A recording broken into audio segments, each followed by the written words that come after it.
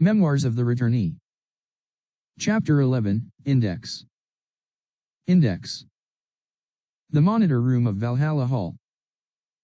For the first class of the College Board, today at Index, 5 prestigious professors from the main department, distinguished professor from Uppsala National University, have gathered. It was a luxury only possible at prestigious Index. Any method will do. Even a tiny scratch on the mana prism would be a success. Chedrick, the person in charge, explained the task for this college board. Breaking the prism, in a nutshell, was a difficult basic test. Begin.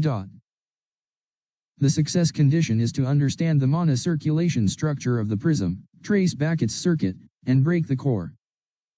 Simply scratching the prism would be a success.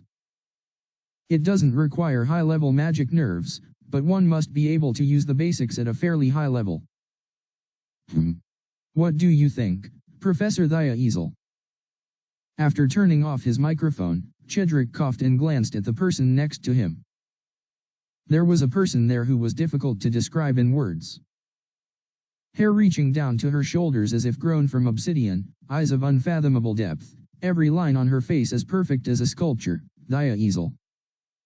She was a genius who entered the National University at the age of 15, graduated as valedictorian at 18, and was appointed as a distinguished professor at the Magic University at 22. Her most popular titles were the Star Knight who inherited the legacy of Aten and the Magic Scholar who seeks the truth. Being in the same space with her was an honor in itself. A good test, it seems. Thea responded flatly, observing the students. The first one, as expected, was Gurkan Khaldun. One of the continent's promising talents, he has never missed an A+ since the moment he entered Index Academy. Gurkan is as I heard. His calmly falling dawn-light hair gave an intellectual impression, and his good bone structure visible through his clothes was a sample of a knight who did not neglect training. There are handsome men everywhere, but Gurkan was different. Moreover, he had already analyzed more than half of the prism. Excellent, Thea said, brushing her hair back. Then the Dean of Academic Affairs took a big step forward and laughed. As expected, it's Gurkan. A very good example of learning attitude. I have a question. Suddenly, the voice of an unknown student flowed through the speaker. It was room 133. Thea moved the main screen to that side. There was a buzz-cut guy. Personal information floated up in the corner like a subtitle. A wrinkle formed on Thea's forehead. Who's that buzz-cut guy? The dean frowned in displeasure. The buzz-cut guy spoke. Can I use a tool? The dean let out a hollow laugh as if he couldn't believe it. The other university professors watching also wore refined smiles. Thea sighed and relayed to Chedrick. It's fine. Tell him he can. Is it okay, even if he uses a tool? Chedrick asked back. Thea answered nonchalantly. If he brought his own equipment. That preparedness is worth evaluating. Yes. Chedrick spoke into the microphone. It's allowed. And then Shin was out of everyone's attention. There's no time to waste on a D-grade student. The professors were observing the many test takers on the screens. Thea too, was scanning mostly the top-ranked ones. But then, at some point. What is he doing? A voice muttered as if dumbfounded. A sigh filled with too much sincerity. At this, the other professors also raised their heads out of curiosity. Thea also glanced at the screen. What is he doing? Even Thea frowned for a moment. Everyone had a similar reaction. Whack. On the screen, a golf club struck a prism. The professors unknowingly blinked their eyes. Really? What a spectacle. Swish. A man with a buzz cut swung a driver with all his might. The angle of the swing was sharp, the posture was smooth, and the point of impact was accurate. Is he a professional golfer? Daya put her hand on her forehead. It was such an absurd act, she couldn't even guess the intention of the question. It was like digging the ground with a shovel. What is that guy doing? Daya completely agreed with the professor's words. Clap, clap, clap. A professor even applauded. It was Zipa, a current knight and a professor at a national university. Well, there are still such ignorant guys in the world. Is he stupid? No, there's no way a blockhead could enter index, right? There was a brief interest, but that was it. The topic shifted to another news that happened to be heard. Oh. Gherkin Khaldun.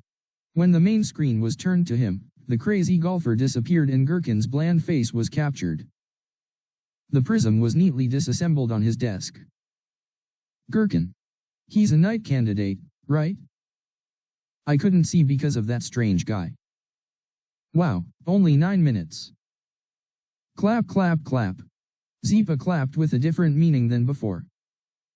But Arn's princess is still. Zipa nodded his head. As expected. After Gherkin, it was Soliet Arn. Just as Daya had expected. Ah, Petra was a pity. Only 30 seconds difference from the first place. Well, this much would be a difference in condition. The professors and teachers discussing the skills of the top ranks were in a good mood. Thanks to this, the buzzcut guy in room 133 was quickly forgotten. Gherkin may be a commoner, but he's a talented person with an ancient lineage, and Petra and Arn are from prestigious families that the professors are eager to connect with. The children of the Hilton, Trixel, and Dread families. Familiar names are indeed in the top ranks. Thud. Just as the news of passing continued, there was a slight vibration from somewhere. The faintly trembling floor of the evaluation room.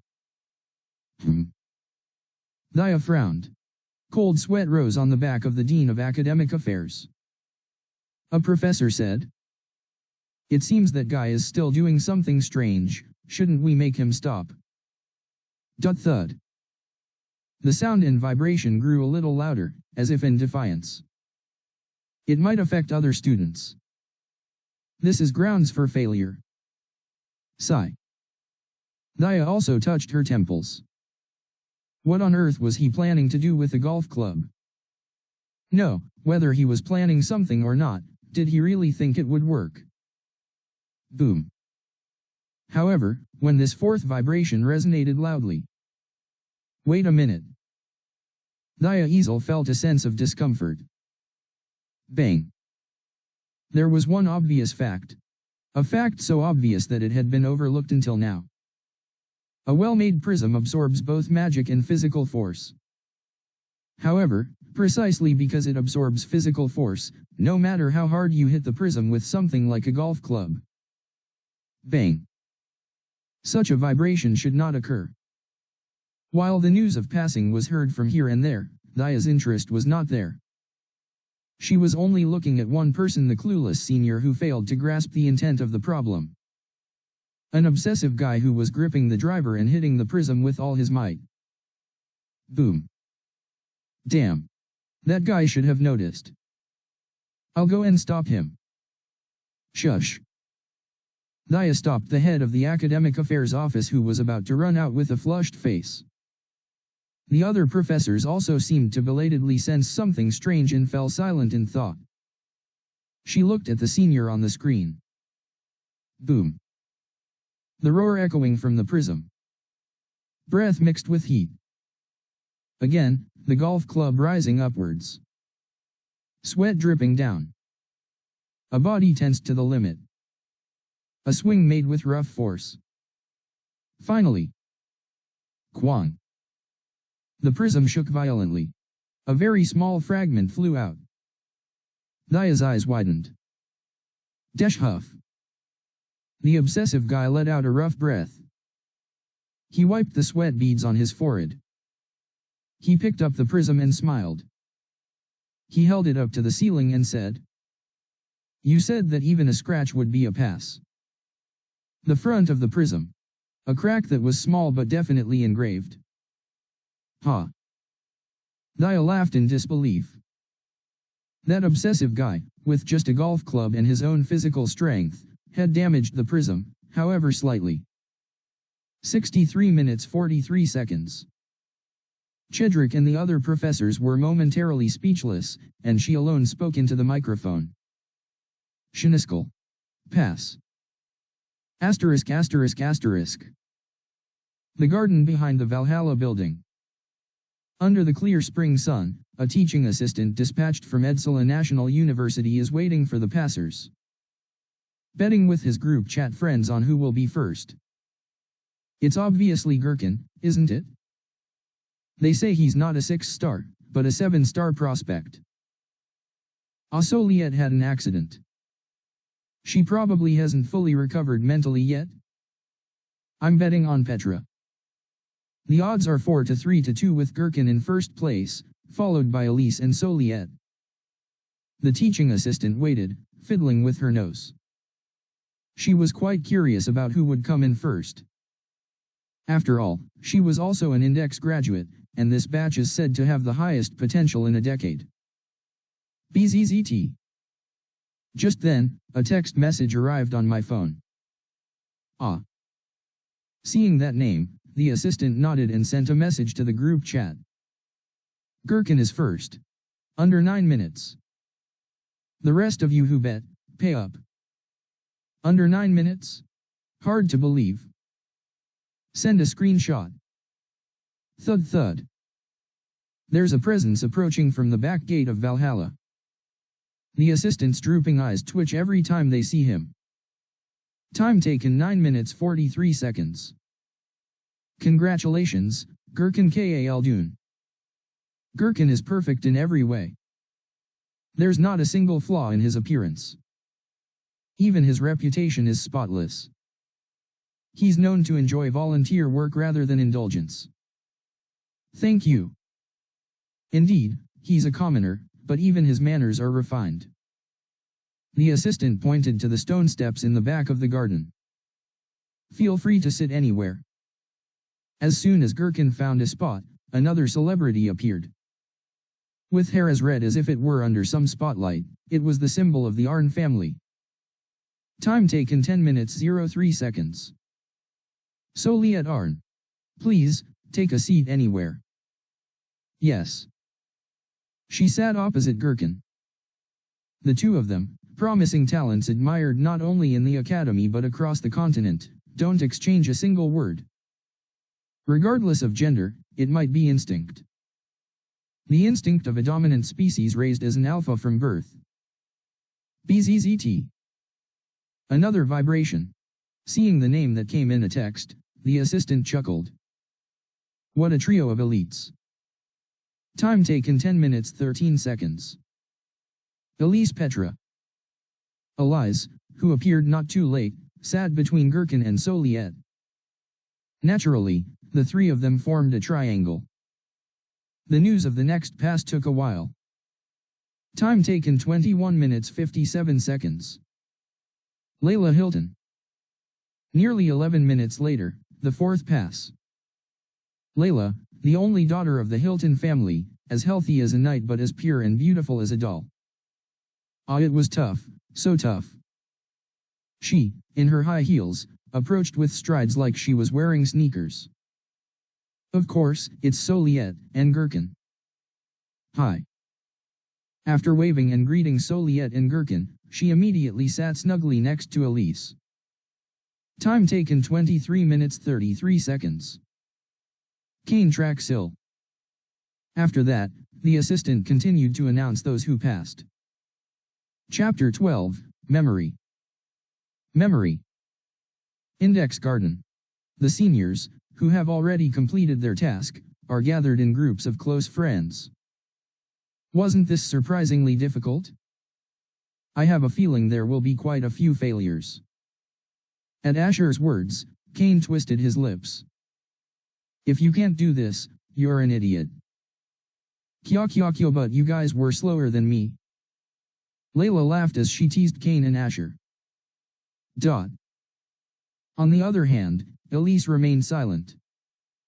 This is always the case after any test. They gather together and chatter about the test that has already passed. It's annoying and meaningless. But honestly, this is too advantageous for you, Layla. You make prisms at your house. Can you be quiet for a bit? Elise smiled faintly and glared at Asher. Asher bit his lip. Cain put his golf bag on the ground and asked. Hey. But how are you going to get the golf bag? The rat wouldn't come out. Huh? Alright. I have to wait 2 hours because of him. There's no way Shiniskal, or whatever his name is, would pass. With an average grade of D-, not 2 hours, but 200 hours would be insufficient. I shouldn't have entrusted him. 63 minutes 43 seconds. Shiniskal. Huh. Everyone reacted to the voice that came from somewhere. Not just Elisa's gang. Gherkin and Soliet, who were first and second, and everyone else who passed turned to look. Wow. It's real. Asher gave a hollow laugh. Elise frowned. A buzz cut that seemed to be about 12 millimeters. He shaved off his shaggy hair, revealing his distinct facial features, which actually looked better.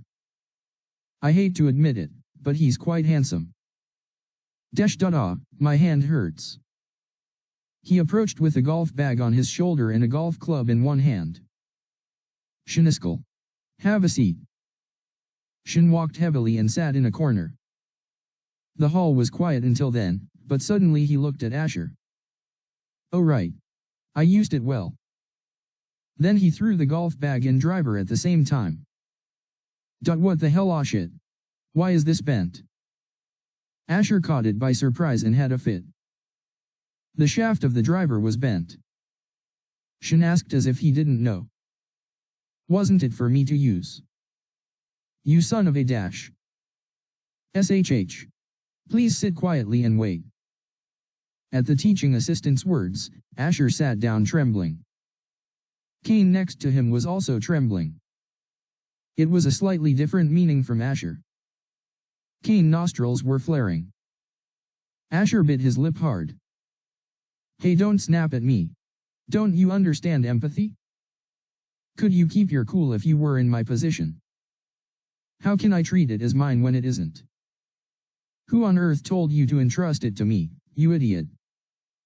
This damn son of a bitch. Asterisk asterisk asterisk. 1:00 p.m. At 1 p.m., the sun in the middle of the sky was shining directly down on the garden. The flowers and grass in the garden were sparkling. The teaching assistant looked at her wristwatch and spoke. Evaluation is over. Congratulations. Out of a total of 153 participants, 127 have passed. A whopping 127 out of 153 participants have passed. It's as expected of the prestigious index. Congratulations to all of you. The teaching assistant looked around the garden and spoke.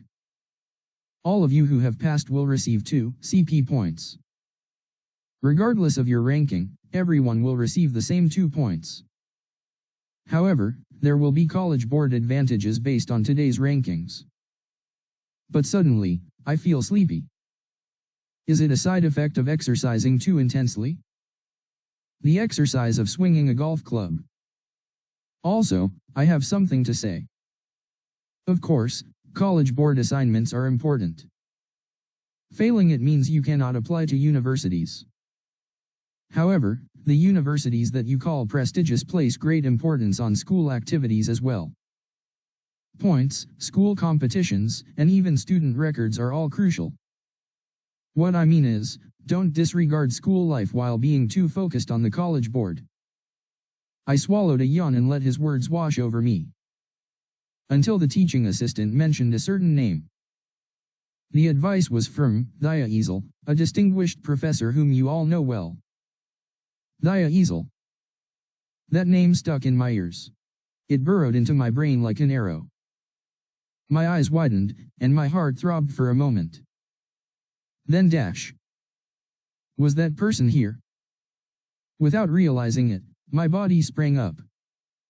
A loud voice erupted from the bottom of my chest. Thea Easel. Everyone looked at me, and the teaching assistant blinked. Yes. The distinguished Professor Thea Easel was watching you all. My thoughts stopped for a moment. The murmuring of the students was dizzying, but soon it became silent as if I had fallen into water. It felt like the whole world was slipping away from me. Even I don't know what I can do. In that distance, a voice called out to me. So don't assume you can't. A gentle yet compassionate voice. A memory I don't want to forget even if I die, a memory too precious to forget. If you give up like this, you will be the only one who suffers. Even in a life like mine, there was a benefactor. Even in a messed up life, there was a precious person. There was a time when someone who could be called a teacher approached me first. Because you are my student. A person who was always cold and icy to everyone. Of course, she was cold and harsh to me as well, but occasionally, she showed a soft side only to me. That's how you've always been. You can endure it. You must. I remember her lips softly curling into a smile as I was going into the operating room. I remember her clear, childlike eyes as she lay in the hospital bed facing me. I can never forget. Overcome it. Come to see me. Thea Easel. My old master was here.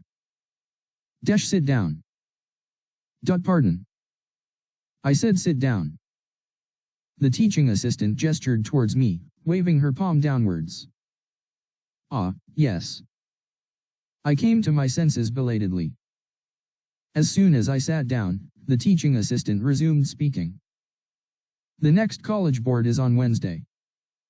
Manage your condition and show up in good shape. You're now dismissed. Asterisk asterisk asterisk. On the way back from Index to the National University, in the luxury limousine, or as Phantom SWB, Professor Thea Easel was reviewing her work. She was revisiting the footage of today's Index College Board assignment. Could it be a spectrum? The guy who smashes the prism with a golf club. The scratches on the prism surface etched by that brute physical force. It's curious. If you look at it broadly, it could be considered a shift in perspective. Prisms are more vulnerable to physical force than magic, but no one thinks of hitting a prism. However, the result is not solely due to force. Even if it's a golf club made of magical fiber, it wouldn't have enough durability to withstand that kind of impact. In other words, it implies at least one that involves objects. Fascinating. Just fascinating. That's all. No special personality is evident. To begin with, there are many talents in Index, such as Gherkin, Soliette, Elise, and Layla, and not only in Index, but also in other magic schools, there are countless talents worth noting. Thea doesn't have the time to dig into a mere D-grade student.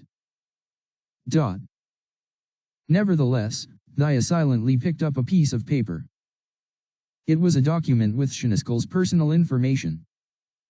Just a single page, a poor record with no specs to speak of. But right in there lies the reason why she keeps an eye on him. Libra. Thea gently closed her eyes.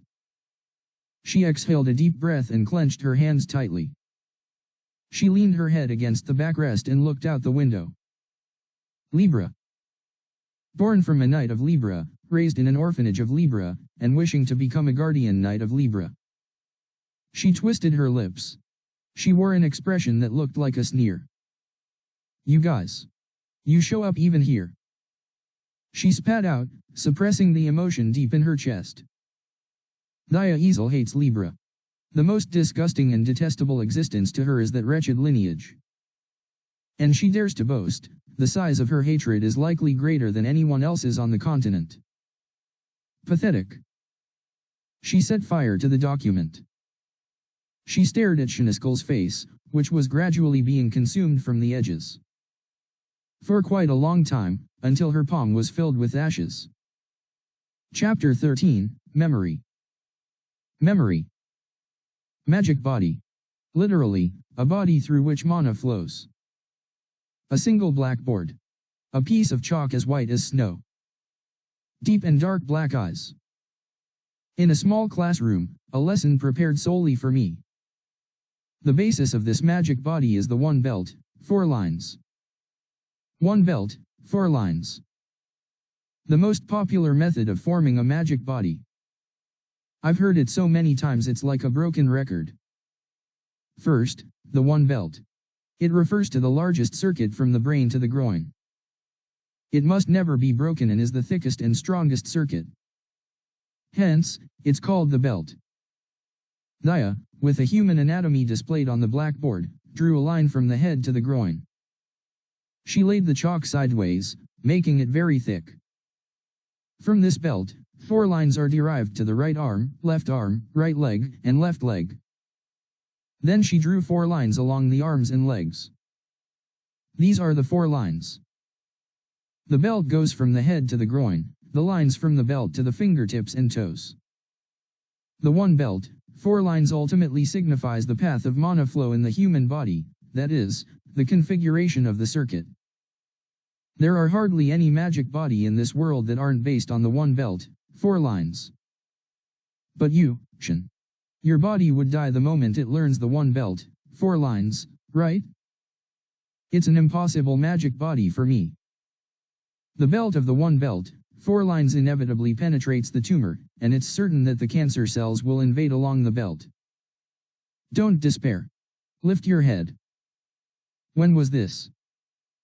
Perhaps, right after my 3rd cancer surgery. She came to me as I woke from anesthesia and declared herself my teacher. It's not that there's no way. It's an ancient magic body. It's a bit odd to call it a magic body these days. In modern times, a magic body is synonymous with the one belt, 4 lines, but if you go back far enough, to ancient times, there were other types of magic body. It's called embodiment. Embodiment. After accepting the mana within the body, it naturally seeps in without any special process. To put it very simply, it's similar to smoking meat. I've done some research on monkeys. I've written papers too. Have read. Monkeys. Literally, the magic body that beasts use. Asterisk asterisk asterisk. I opened my eyes. I woke from my reminiscence and looked around. A secluded lake surrounded by bushes. No one to watch, and even if they did, it wouldn't matter, a shelter behind the old building. I came here as soon as the college board ended. Shall I try? The teachings of my master. That which I had forgotten in the harshness of reality, triggered in my mind the moment I recognized her existence, shaking my soul. Is this also thanks to the... I began by taking off my clothes. I stripped down to my underwear and placed everything on the rock. If I train my magic body, my whole body will be drenched in sweat and waste. Splash. I walked into the lake. Uhua. It's still early spring, so it's extremely cold, but this is fine. I floated on the water with only my neck above the surface and closed my eyes. What I'm trying to do now is embodiment. One of the teachings left to me by Thaya Easel. In simple terms, it's smoking, but in fact, it's quite different from smoking. Embodiment is essentially like leaving meat out on a summer day and waiting for it to cook on its own. There's no fire, no frying pan, nothing. That wasn't a method lost without reason. For the embodiment to evolve into a magic body, as my master said, an engine is needed to pump the mana from the mana heart. Just as the heart pumps blood to circulate throughout the body, an engine is needed to pump the mana from the mana heart and radiate it to the ends of one's limbs. In the past, my master said, you have to conceive and create the algorithm yourself, and added that it would be very difficult. Before my regression, I couldn't invent that method until the very end. But now it's different. I already know the algorithm that was so difficult. No, everyone knows it. What is it? I just used it as a metaphor. The heart. I put my hand on my chest. What I'm trying to do now is simple. First, how much does the know about me? Next, to what extent can my body remember? In other words, can it remember the function of the heart, and can it transplant the mana heart? So that my mana heart, like my heart, can beat on its own. Of course, I'm scared to touch the mana heart. It's a perfectly reasonable concern as a cancer patient. However, the cancer cells of the mana heart cannot escape the mana heart membrane. While direct radiation penetrates the mana heart membrane, such a case does not occur in embodiment, so at least I don't have to worry about the risk of cancer spreading. Silently, I adjusted my posture and closed my eyes. I slowly moved the mana inside my body. When that mana slowly rose and reached my heart, I muttered my intention. Remember. The heart trembled. The mana heart shook greatly. Thud thud thud thud, the sound of the blood vessels throughout my body bursting were loud. I gritted my teeth. I maintained my body while keeping the interval of my breaths. Then, at some point while I was determinedly enduring the pain, the notepad floated above my tightly closed eyelids. Diary. Memory. Capacity history within the last 24 hours, plus 30. The untitled file was added, and the volume quickly rose to 63. Does that untitled mean my heart? The feeling is strange, but there's no time to stay still. I sent the mana containing the memory of the heart to the mana heart. The mechanism is simple. Just as I brought the function of the barber chair into the hair salon, I transplanted the function of the heart into the mana heart. I hope I can do that. Then, something wriggled. I quickly opened my eyes. I put my hand on my stomach. It seems to move, but I can't feel it well. Is it because the stomach, unlike the chest, is covered with thick fat? Fortunately, this is the third time. It's certain. It's a pulse. The mana heart is beating. With each breath I take, as if it's pumping. Completely as an unconscious action. It's done. Feeling a sense of accomplishment, I lay back. Splash. I entrusted myself to the lake. The refreshing moisture rushed into my hot body. I just floated around and blankly looked up at the sky. It really works. In the sunset, the face of my old master fades. Thaya Easel. I received too much help from her. I owed her my life several times, borrowed a huge amount of money over a few times, and didn't pay her back till the very end. She never once pressed me to repay her. Truth be told, I never intended to. Anyway, it did become something. The me before regression was able to get close to her. We became close in an instant. The simple logic was the enemy of my enemy is my friend because you hated Libra as much as I did. But not this time. But now, I can't do that. Our relationship can't continue like that. If I confront Libra exactly as I did in the past, I'll only meet the same ending. Just like you failed to bring down Libra and were defeated. You won't be here in the future either. I quietly closed my eyes. I'm prepared. I'm fully prepared. In this tranquil lake, no, in this world. I'm alone. Asterisk asterisk asterisk. The next day, Tuesday morning. Today is the day of an elective liberal arts class. It's literally liberal arts, so it's a bit laid back, but one mustn't be complacent. I need at least an A to compete in college admissions. I'm tired. But maybe it's because I finished the physical chemistry yesterday. I'm so sleepy. I blankly looked up at the nameplate of the classroom. Latinal. Before my regression, it was a high-end liberal arts course I would rather die than take. I wanted to kill the nobles who learned and enjoyed such things and showed off. Eh? What? Then a loud voice popped out. Looking back, it was Layla. The girl with blue-dyed hair pointed at me with wide eyes. Why are you here, Shin? Huh? I silently entered the classroom. Hey, are you ignoring me? There are 37 students who chose Latinal. That's only 37 out of 120 seniors. That's why the classroom is filled with good-looking and well-off children of nobility. Ellie. Shin is here, too. Elise was also among them. She glanced at me while holding a vocabulary book in one hand. Her expression slightly twisted, but she turned her head as if she found it pathetic without showing much reaction. She probably doesn't want to deal with me. I sat down in any seat. It was exactly 10 o'clock, and the teacher in charge came in.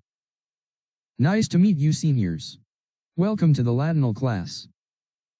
Latinal I. The teacher of this noble subject was a middle-aged woman overflowing with liberal arts, named Beatrice. Even her voice was old-fashioned, and if someone asked her for directions in the common language, she seemed like she would answer in 10 languages. Latinal, as you all know, is the ancient language of our continent. Latinal is an old language that has been dead for thousands of years, but there are still many nobles fascinated by the difficulty and mystery of Latinal. It's what they call high-class liberal arts. It's too difficult for ordinary people to even get permission, an exclusive and luxurious fashion. Of course, it's not a language currently in common use. But rather, that's all the more reason to take pride in learning it. Latinal is the root of all languages on the continent. The reason I chose this aristocratic vanity class is, of course, because the aristocrats love it. In other words, this language is not just a dead language. It's the lingua franca of all the aristocrats on the continent. I believe you all chose this class because you know that. But there was a problem from the first day. So, does everyone have their Latinal textbooks? It was the textbook. Teacher. It seems like one person doesn't have it. Someone pointed at me. I can tell from the laughter in their voice. It was Layla Hilton. Elise was next to her. Well, it can happen. Please bring it by the next class. The lady said with a smile. Unfortunately, I can never bring that textbook. The Latinal textbook you announced costs 1,000 ren per book. Did they embellish the book in gold? Everyone. What image comes to mind when you think of Latinal? The ancient empire? The language of the most powerful nation? A romantic era where fairies, spirits, and humans frolicked together? Or just a difficult language? I nodded. Just difficult. Latinal is difficult. I won't deny it. It's too difficult. The biggest reason is that the word transformations are too diverse and sophisticated. She's very good at sugarcoating the fact that there's no root or standard. Starting today, we will embark on a journey every Sunday to learn Latinal. The grading criteria will be midterms and finals, each accounting for 30%. The assignments given in each class and class participation will each account for 20%. Then everyone prepared to take notes. Click, click, click like loading bullets, they prepare their notebook and pencils. I also opened the in my head. And if, in my opinion, there is a very exemplary and talented student. Beatrice's expression suddenly became serious. I will give you an invitation to sermons Returnee. At that moment, the air stiffened. Thud dash. Elise was so shocked that she broke her pencil. Sermons, Returnee? What's that?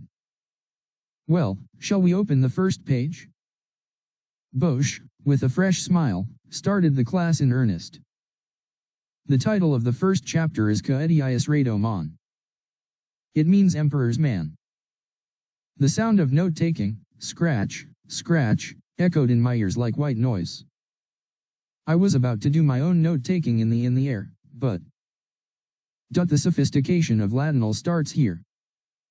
My eyes kept closing. Kidsa means to love, and Edeos means to love each other. Oh, I'm in trouble. I shouldn't have chosen it as an elective. Ainable is a suffix meaning a person born to. I'm too sleepy. Chapter 14, Memory. Memory. Sigh. When I opened my eyes after wiping my drool, it was already break time. I blankly looked around the classroom. Want to relax at my villa this weekend? Your family's yacht is nice. Let's sail sometime. There's a ball at my mansion tonight. Should I give you an invitation? The privileged children of prestigious families were chattering away, each with their elegant gestures and refined language. Hey. You really don't have a textbook? That's when Layla called out to me. Do you have a textbook? She asked, resting her chin on her hand. I ignored her lightly. Instead, I looked at the desk next to mine. A textbook was open on the desk, but there was no one there. Did they go to the bathroom? I glanced around and quietly picked up the textbook. I quickly skimmed through it and then placed my hand on the cover. I don't have the luxury to waste 1,000 yen on a textbook, so I thought I'd try to memorize it in my. Remember.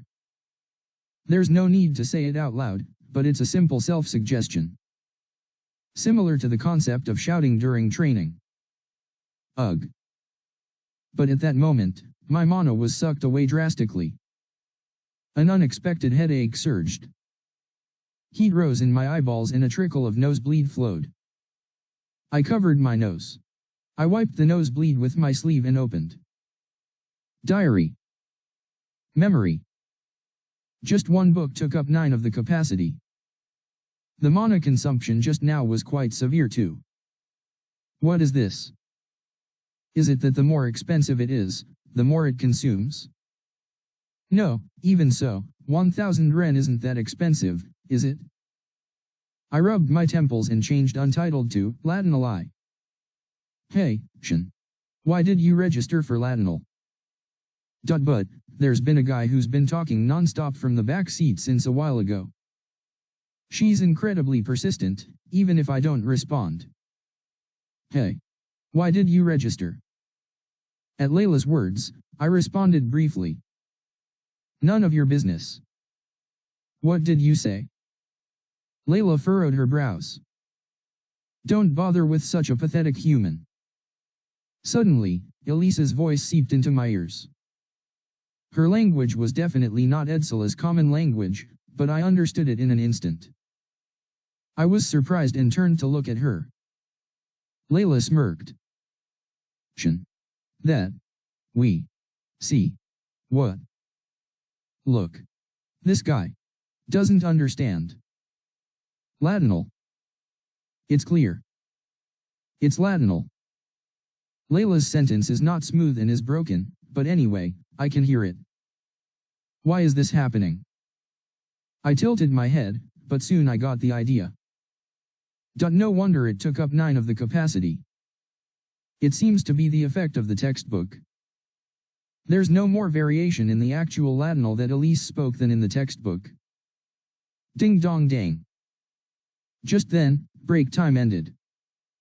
The students who had left their seats returned, and Lady Beatrice gracefully entered from the front door. Oh, student. Did you sleep well? Lady Beatrice was the first to look at me and smile brightly. Yes. Dash. It's okay. You can sleep. But. Then she handed me a piece of paper. I was slightly taken aback. The title of the document was too harsh. Student, please submit this after class today. I looked up at her. Her expression was benevolent, but somehow, her cheeks seemed to twitch. She spoke. "This is not a class for a lowly being like you." At that moment, I was slightly taken aback. My eyes widened, and my ears perked up like a rabbit's. It was admiration. Somehow, her voice reciting the Latinal sounded like she was singing. The tonality was not much different from a harmonious rhythm. It was also like the chirping of a bird. It was a beautiful pronunciation. Wow. It really is true that the more you know, the more you see. Before the textbook, it felt like an alien language, but as I began to understand Latinal, I seemed to understand why this was considered a noble's education. Make sure to submit by the end of the class. I remained silent. Beatrice raised her eyebrows stiffly, urging me. "Do you understand?" "I'm sorry, but I can't do that. Giving up is no different from failing, and the damage to my grades would be significant." I silently moved my lips. When this lady just spoke Latinal, when she recited aggressive sentences like lyrics, I watched her mouth. It was a very important observation. The pronunciation of a language is made through the interaction of the tongue, lips, vocal cords, and other parts of the mouth, and they are clearly part of the body. Therefore, foreign language conversation could also be considered within the scope of look-see-do. I can remember with my eyes and follow with my body. No. I recycled the phonemes she had spoken and followed them. I am a student suitable for this class. Although the power of the mana heart was somewhat depleted, I didn't care. Oh my. She widened her eyes. I added with a small smile. "Your voice is truly beautiful, Lady Beatrice." Then, the lady's stiff face softened, and a small commotion arose in the classroom. Layla muttered from behind. What's with his pronunciation? It was somehow a bit annoying dialogue. Asterisk asterisk asterisk. After the Latinal class, the corridor at 1 p.m. Layla was walking with a pout. Why is there an assignment from the first class? The Latinal teacher had given out some sort of writing assignment from the first week. It's ridiculous. The first week should be easy. Isn't that right, Ellie? As Layla grumbled, demanding sympathy, she suddenly puffed her cheeks as if she remembered someone. But, where did Shin learn Latinal? Shiniskel. The guy who received the teacher Beatrice's favor throughout today's class and was suspiciously good at Latinal. Isn't that right, Ellie? But Elise remained silent. She has been silently biting her lips since a while ago. It seems like she's chewing on something. Layla became curious. Why isn't she answering? It's strange. How did he get good at Latinal? Isn't that right, Ellie? Despite her efforts to provoke a response, Ellie remained silent. Only then did Layla sense that Ellie's mood was off. That's strange. Layla turned her gaze and looked out the window. There were first and second graders sitting in the stands eating their packed lunches, others running around the playing field, and a flyer? A piece of paper was stuck in the window frame. Layla reached out and grabbed it. Acquisition of items, delivery, transfer, and more. From simple errands to complex tasks.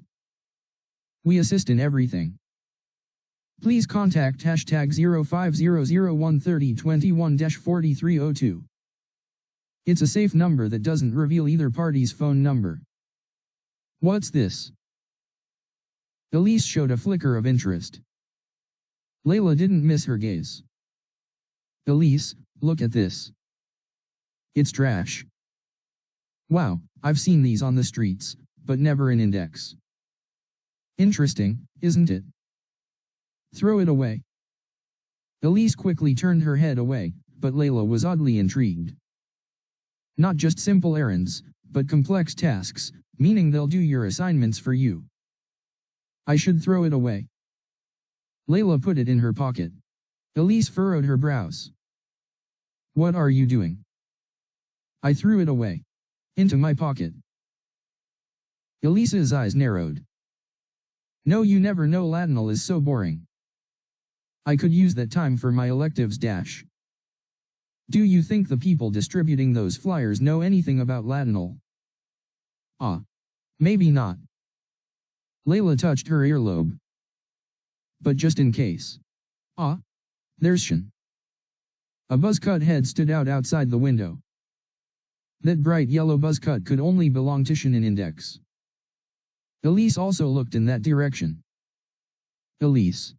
Didn't he find a Latinal tutor somewhere? Shan. The guy who suspiciously excels at Latinal. As he was leaving the school gate, Elise and Layla watched him with narrowed, questioning eyes. Asterisk asterisk asterisk. Good work, Shan. At 11 p.m., when the popular Index restaurant was closing for the day, the boss patted my shoulder and handed me my weekly wage in a bag of meat. They say kindness breeds kindness. My weekly wage is 500 ren and my daily wage is 3 kilograms of meat. Thanks to this, I'm eating 3 kilograms of high-quality protein every day. It's different from before my regression. Back then, hospital food and sweet potatoes weren't enough, so I had to scavenge for leftovers and weeds until I almost died of food poisoning. Yes, have a good night. All right, see you tomorrow.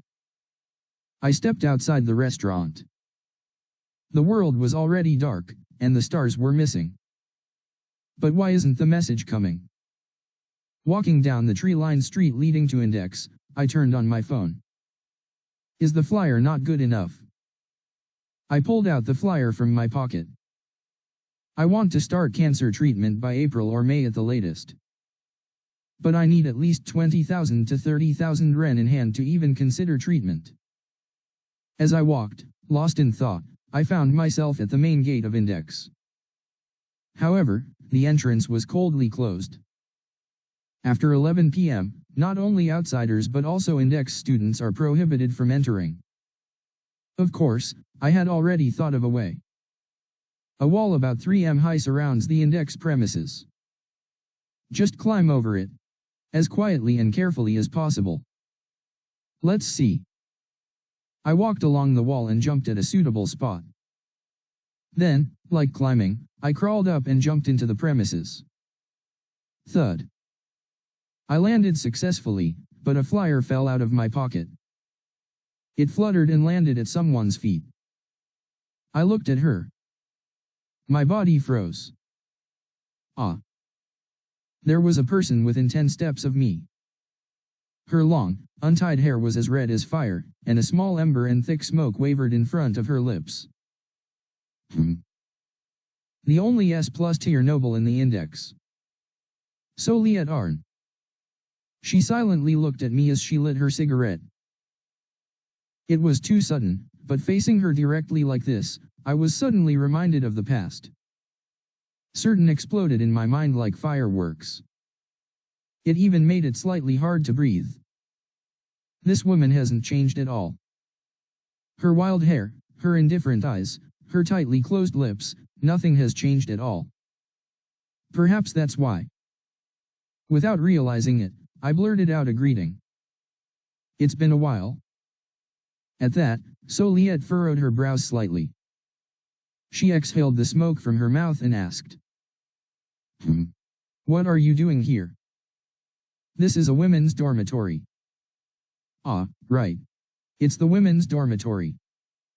I smiled blankly. I had accidentally jumped over the wrong wall. Soliette silently looked at me and then pointed to the forest path between the women's dormitories. If you walk for another 5 minutes in that direction, you'll reach the men's dormitory. There should be no guards at this time. Is that so? Thanks. My voice trembled strangely as I thanked her. Soliette shrugged nonchalantly. Don't mention it. But this is a secret. She said, tapping her cigarette.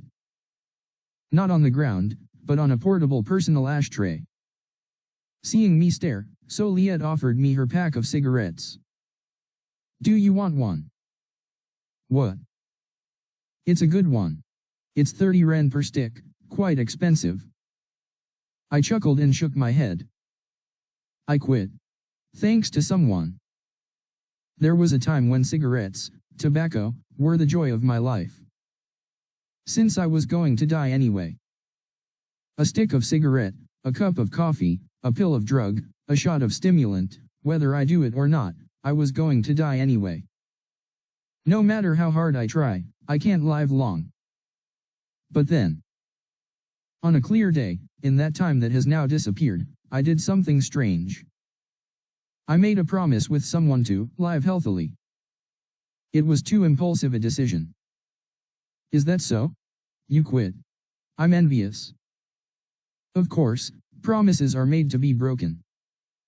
I already have Parian in my body, so I might have already broken it. Even so, it's, as much as possible. I plan to maintain, as much as possible, a regular habit in a healthy diet.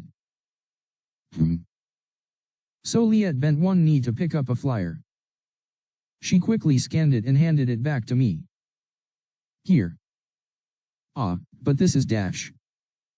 Yes. I know. It seems like they're scattering them randomly. I saw one nearby too. Randomly. I got a hint from Soliette's words. It shouldn't have been random. The strategy to appeal to the index guys was to upscale, but my flyer was too cheap. Well, I'll be going. You seem capable. I quickly added to her, who was about to turn around. Soliette smirked. This flyer. Yes. According to it, you're an expert. That's true. I am an expert. Stalking, background checks, driving, delivery, construction, cleaning, organizing, tracking, deduction, checkpoints, searches, and so on, there's nothing I haven't done. You've been rolling around at the bottom for a few years. That's true.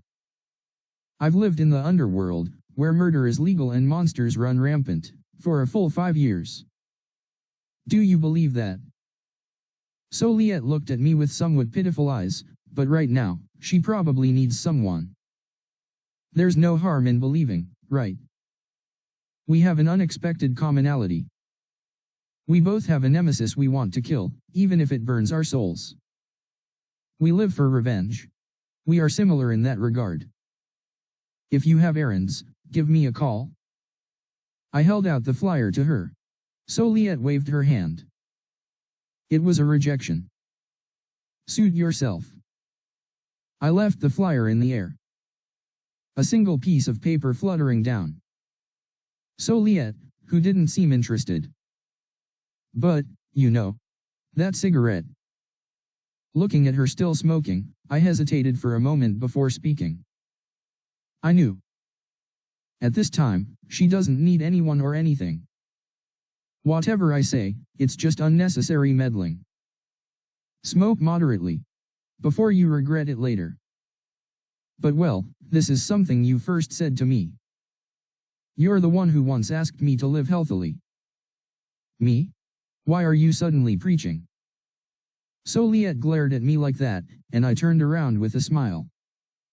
I walked down the forest path she had pointed out. The dense weeds rustled. Somewhere, owls hooted. Strangely, I felt good.